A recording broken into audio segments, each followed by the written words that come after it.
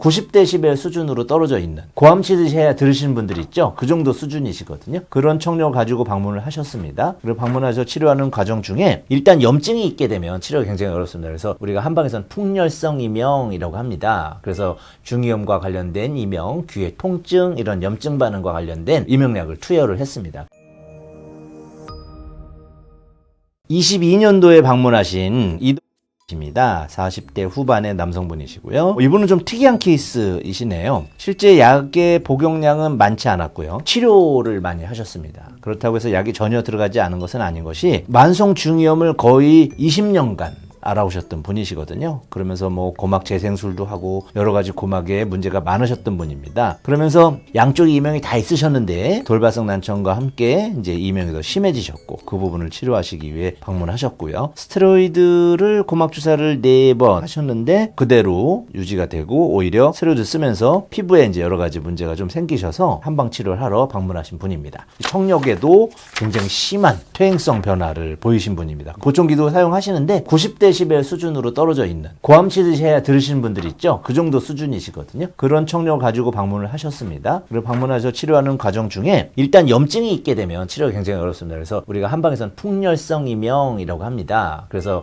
중이염과 관련된 이명, 귀의 통증, 이런 염증 반응과 관련된 이명약을 투여를 했습니다. 그래서 약은 1개월만 투여를 하셨고요. 그러면서 이제 중이염 오래된 것인데도 많이 좋아지셨습니다. 금전적인 부분에 조금 여유가 없으신 분들이 많이 계시잖아요. 지금 또 경기도 안 좋고, 그래서 치료를 좀 열심히 받아보겠다 하셨던 분입니다. 그래서 치료를 일주일에 3회, 좀 많이 받을 때는 4회까지 받으셨네요. 그래서 굉장히 많은 치료를 받으셨는데, 치료 받을 때마다 점점점 많이 좋아지셨고, 또 이제 특징적인 것이 이분은 승모근과 견갑 주변의 통증을 같이 이제 갖고 오시는 분이셨습니다. 그래서 경추 5번과 6번에도 디스크성 변화도 살짝 있으셨고, 그리고 팔에 저림도 있으시네요. 그리고 양쪽에 견갑 거근 또는 이제 그 능형근 주변 불편감도 함께 치료를 하셨습니다. 그 부분의 치료가 이제 병행이 되다 보니까 오히려 이명의 호전이 많이 있으셨고요. 90dB면 사실은 저희는 회복될 거라고 기대를 안 하는 편인데 불구하고 들리는 정도가 좀 다소 호전됐다고 말씀을 하셨습니다. 치료 한 달 반 정도 되셨을 때 들리는 것도 개선된다라고 하셨고요. 그래서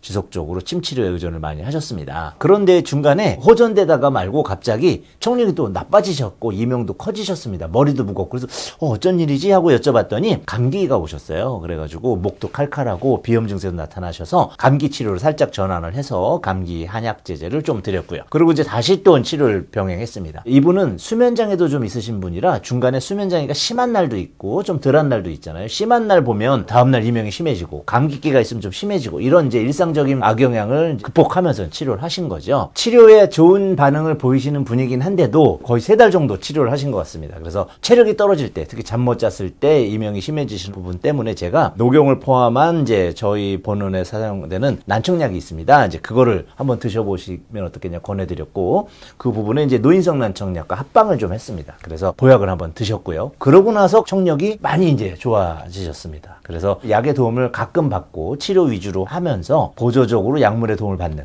기본적으로 이제 난청은 약물을 위주로 하면서 치료를 보조적으로 이제 시행하게 되는데, 이분은 이제 반대로 하신 거죠. 그래서 한 6월경 정도 됐는데 고주파에 대한 소리가 약간 들리기 시작했다. 90dB는 거의 안 들리시는 수준이거든요. 보청기도 효과가 없을 듯하다라고 대학병원에서 진단을 받으셨다고 했거든요. 그런데 고주파가 좀 들리기 시작하셨습니다. 그런데 그때 발목이 파열이 오시면서 항생제를 드셨습니다. 항생제가 면역을 많이 떨어뜨리잖아요. 그랬더니 심해지셨습니다.